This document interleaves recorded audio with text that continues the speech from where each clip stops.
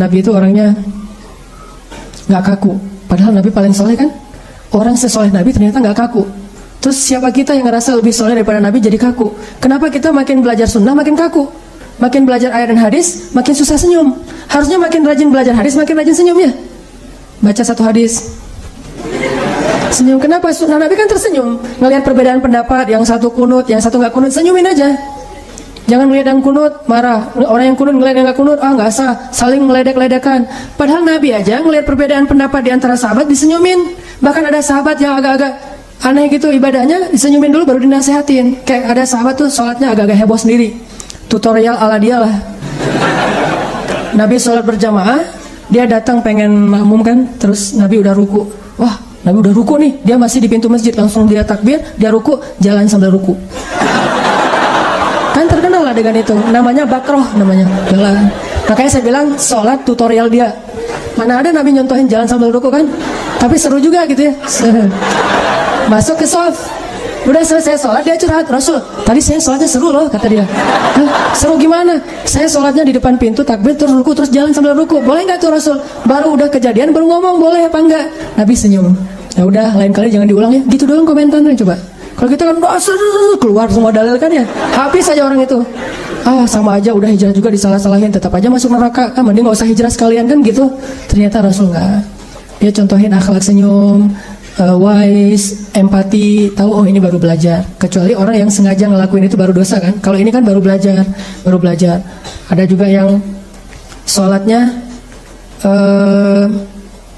nggak pernah dicontohin Nabi, tapi dia ngelakuin. Bilal kan sholat apa? Syukur wudu. Nabi ngelihat Bilal habis berwudu sholat. Pas sudah selesai sholat, Nabi tanya, Bilal itu sholat apaan? Coba bayangin, Nabi nanya. Padahal Nabi kan yang ngerti agama, nanya ke Bilal, Bilal itu sholat apaan ya? Bilal bilang sholat syukur wudu. Bangga gitu. Oh, Nabi nggak komen tuh, senyum doang tuh. Coba bayangin, Bilal, lo nggak usah ngelakuin yang gua nggak ngajarin ya. Itu mah dasarnya segala macam keluar istilah. Enggak, Nabi mah karena Nabi tahu ibadah sunnah itu sifatnya mutlak. Mutlak itu artinya bebas. Karena ada sunnah yang muqayyad, ada sunnah yang mutlak. Kalau kita lebih dalamin lagi nih fikih agama, ada sunnah yang muqayyad itu udah diatur waktunya, hautunya. Waktunya misalnya kayak muqayyad itu tahajud, berarti malam. Kayak qabliyah, ba'diyah itu mengiringi sholat wajib. Tapi ada yang mutlak, bebas dilakuin kapan aja dan berapa rakaat pun bebas. Namanya juga mutlak, bebas. Nabi itu orang yang easy going dalam urusan rumah tangga, dalam urusan sama teman, empati, tahu banget orang lain tuh maunya apa. Saking empatinya Nabi, kadang-kadang Nabi itu jadi kayak ra'fah itu nggak enakan. Jadi kalau kita jadi orang yang nggak enakan, insya Allah kita udah ngikutin akhlak sunnah Nabi. Nggak enakan gimana? Kita lagi ngecengin satu cewek. Wah, ini istri soleha ideal banget nih, pasti ini bakalan jadi Khadijah dalam hidup saya nih. Tiba-tiba datang teman kita curhat, luar biasa ya, di kampus kita ada anak baru dan itu keren banget loh. Siapa itu yang kerudungnya kayak gitu warna itu? Kan kita tadi udah ada hati ke dia karena ngelihat teman kita juga mau, kita jadi rafah, nggak enakan. Aduh kasihan dia, udah dia aja duluan. Kita belakangan kalau dia gagal. Yang jelas nggak rebutan apa segala macam sampai rame main belakang, main sihir segala macam, nggak. Ini Rasulullah banget nih, orangnya rafah. Sama kayak Rasulullah ketika di rumah beliau ada tamu, lagi duduk di rumah, dikasih makan sama Nabi, minum, udah pokoknya makannya tuh udah utuh, udah appetizer-nya udah, main course-nya udah, dessert-nya udah, semuanya udah beres nih, nggak pulang-pulang. Rasulullah bingung, ngeliat jam, nggak ngerti jam berapa ya sekarang kalau bahasa kita ya, artinya kan udah malam, nggak pernah. Oh baru jam 10 ya Rasulullah. Oh ya, ada yang mau ditanyain lagi? Ada ya Rasulullah. Terus aja gitu, Nabi pengen istirahat, mereka nggak tahu supaya segera pulang. Nabi nggak enak mau nyuruh mereka pulang. Gimana ya cara nyuruh mereka pulang? Istri udah kasihan nunggu di dalam, kok suami nggak masuk-masuk. Akhirnya turun ayat loh, Allah yang negur mereka. Kalau nggak salah di surat Al-Ahzab apa surat An-Nur gitu, Allah bilang, wahai orang-orang yang beriman, kalau kalian datang ke rumah Nabi lalu kalian sudah selesai makan, maka pulanglah, karena itu akan menyulitkan Nabi SAW. Turun ayat suruh mereka pulang. Pas turun ayat, Nabi kan nggak boleh nggak menyampaikan ayat. Kalau ada ayat harus dibacain. Kata Nabi, alhamdulillah udah turun ayat, kata Nabi. Oh masya Allah, ayat apa ya Rasul? Sahabatnya kegeeran gitu kan. Baca-baca ya Rasul, kita pengen mendengar. Oh bagus nih, ada materi baru nih gitu ya. Pasti bacain, kalau kalian datang ke rumah Nabi disuruh makan, makanlah. Kalau sudah selesai makan, maka pulanglah. Jangan berlama-lama. Konteks ayatnya tuh jangan berlama-lama. Oh, itu maksudnya. Wah. Coba. Rasulullah tuh gitu. Sampai Allah terlibat karena Rasulullah itu ra'fatun, orang yang sangat nggak enakan. Saking nggak enakannya itu kadang-kadang sering menyulitkan diri sendiri. Pernah nggak sih kita nggak enakan jadi menyulitkan diri kita sendiri? Itu Rasulullah banget. Pulang dari taklim, melihat teman ada yang jalan kaki. Rumah kita mungkin di timur. Kita tanya sama dia, mau kemana? Mau pulang? Nggak ada kendaraan nggak? Ya udah ikut saya aja. Ya udah ikut. Ternyata rumahnya di barat. Jadi kita ke tempat yang lebih jauh. Ya kita nggak akan cari-cari alasan nganterin. Pas sampai sana pulang jadi telat sendiri. Mungkin karena kita nggak ngerasa nggak enakan sama dia, kita bantu. Ini hal-hal yang disebut dengan rofa. Nggak enakan dengan pasangan. Rasulullah tuh pernah nggak enakan sama istri. Gimana nggak enakannya? Nabi satu pagi lapar, belum makan dari subuh. Pergi ke dapur, buka-buka gitu. Buka panci, buka segala macam, lihat nggak ada isi. Aisyah belum masak. Lagi buka-buka kayak gitu di dapur, tiba-tiba Aisyah lewat. Aisyah nongol nih. Pas Aisyah lewat, Nabi langsung bilang, Aisyah, saya puasa loh hari ini. Coba gimana Rasulullah? Gak pengen bikin Aisyah salah tingkah dan merasa gak nyaman karena belum masak untuk Rasulullah dan Rasulullah lapar. Jadi kan Aisyah juga gak enak hati tuh. Untuk membuat Aisyah tetap nyaman, Rasulullah bilang, Aisyah, saya puasa loh hari ini. Oh gitu, ya udah sekalian saya gak masak. Padahal Nabi tadi tuh gak ada niat puasa. Kan puasa sunnah gak harus niat dari awal kan? Boleh niat belakangan selama belum makan apa-apa. Jangan sampai niatnya udah minum kopi, udah makan pempek, baru saya puasa aja deh. Tapi pempeknya udah habis berapa kapal selam misalnya. Nah ini Rasulullah tuh gak enak hati kepada istrinya sampai bikin istrinya nyaman. Jadi kalau kita pulang ke rumah, di rumah makanannya apa aja, alhamdulillah enak banget, mama pintar banget sih masak. Kapan masaknya? Oh tadi bibi yang masak. Oh iya gak apa-apa. Maka tetap makan sama dengan menghargai yang masaknya. Nabi kan pernah diundang ke rumah seseorang, undangan untuk have lunch gitu kan, makan siang. Dianggap itu kayak selamatan, acara besar. Datang Nabi sama sahabat. Ternyata yang undangnya orang miskin. Terus pas sampai ke dalam rumah mau makan, dihidangkan satu roti yang keras namanya qadid. Qadid itu roti kalau dimakan harus dicelupin ke air baru bisa dimakan, soalnya keras banget. Nabi duduk, dihidangin qadid. Nabi nunggu, kirain habis qadid nanti bakalan datang kayak susu, selai, daging, segala macam. Ini kan baru datang satu menu nih. Ditunggu lama nggak datang-datang. Terus kata tuan rumahnya, Rasulullah silakan. Oh ya. Nabi heran, ternyata makanannya itu doang tuh. Tapi ngundang orang kan agak-agak gimana gitu nih sahabatnya. Kenapa ngundang Rasul padahal dia nggak punya apa-apa di rumah? Karena mereka tahu makanan yang dimakan Rasul itu berkah. Dan mereka mengharapkan keberkahan itu. Nabi terus bilang, ada cuka gitu. Bukan ada cuka, ada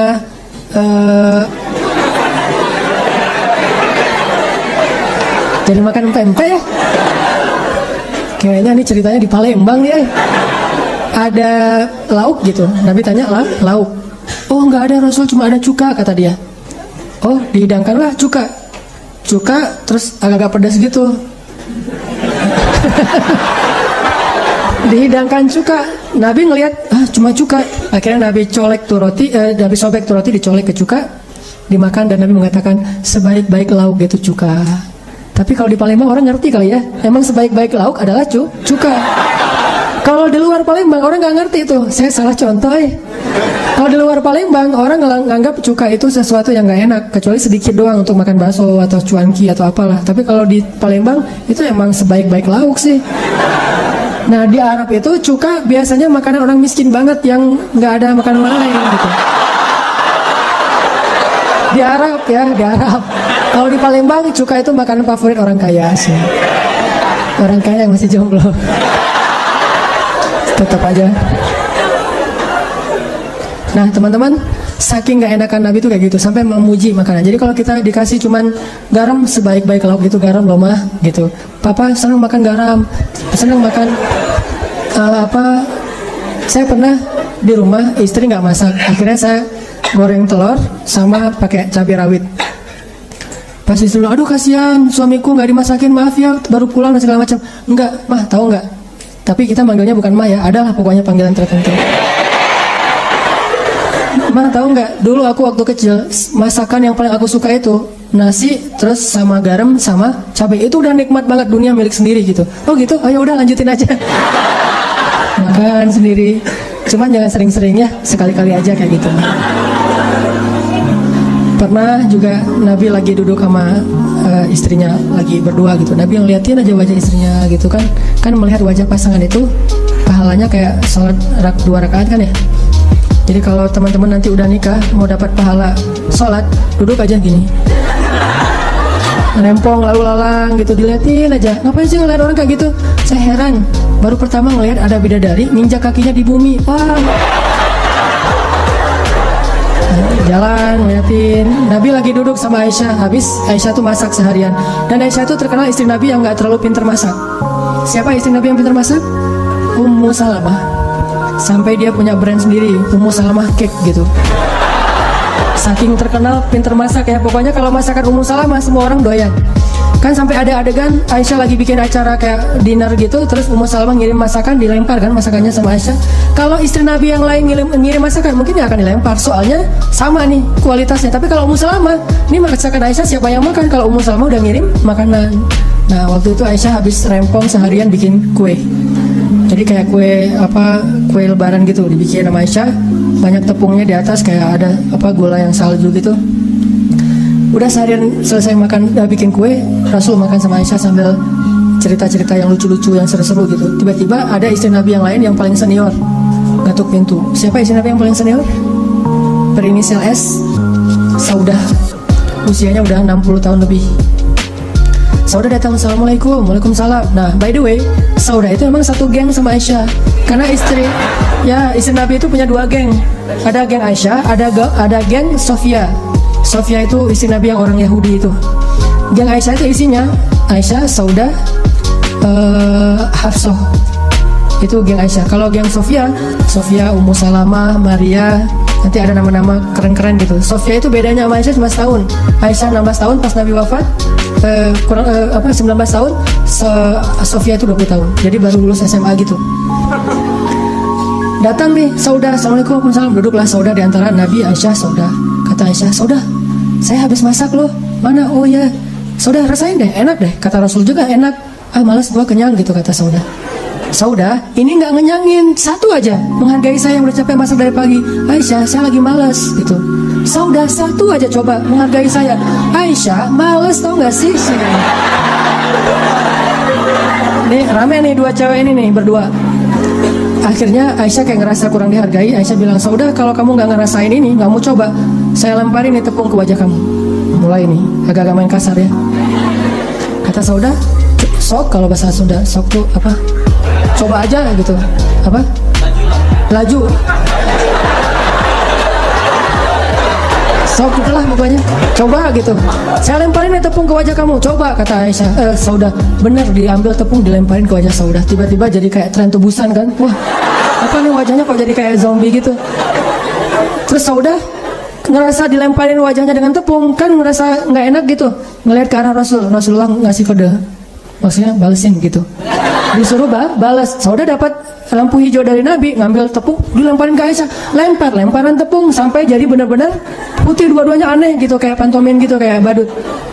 Tiba-tiba lagi lemparan seru-seruan kayak gitu, terdengar suara jawara Quraisy ketuk pintu. Assalamualaikum, suara Umar.